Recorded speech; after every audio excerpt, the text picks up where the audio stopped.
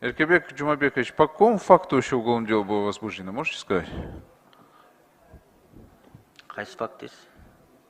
По факту чего вообще прослушка вот это была? Был по событиям 5, 6, 9 октября. 5-6 октября, да, 2020 года? Да, 2020 года. Ну давайте я вам тогда так скажу. Ташиев Камчебек Кадыршаевич вызывался на допрос? Билбеткем тактапырын. По рамках этого дела там много людей допрошено. Громче скажите. Мен билбеткем кимдер допрос болгон. Не вызывался. А 5 октября он тоже был на площади? Я лично с ним здоровался. Выступал он даже там?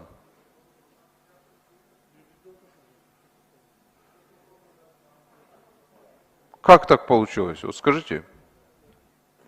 Я вам не сказал, что он не вызывался. Мен просто билбем, он вызывался или нет.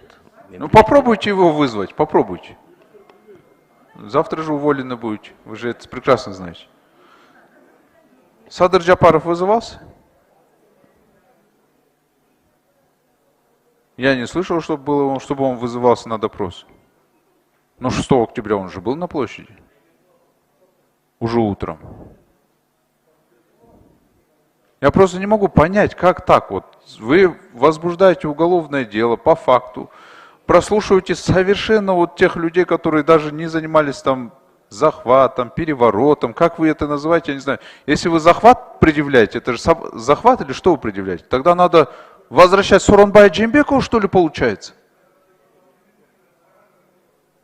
Что я вообще понять не могу, чем вы занимаетесь вообще? Вот что это, для чего это уголовное дело, что вы хотите выяснить? То, что Белый дом захватили, тогда вам нужно было бы вот здесь посмотреть все камеры, кто зашел здесь, громил. Я лично не заходил, не громил ничего здесь. Просто объясните вообще, по факту чего вы возбудили дело? Захват власти, тогда получается президент незаконный. Что это было, вот скажите.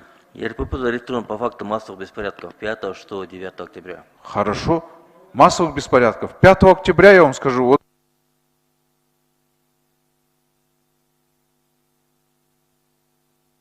Рахмат, кейинки сөз Женчерой Мирлан Канатбековичке берилет.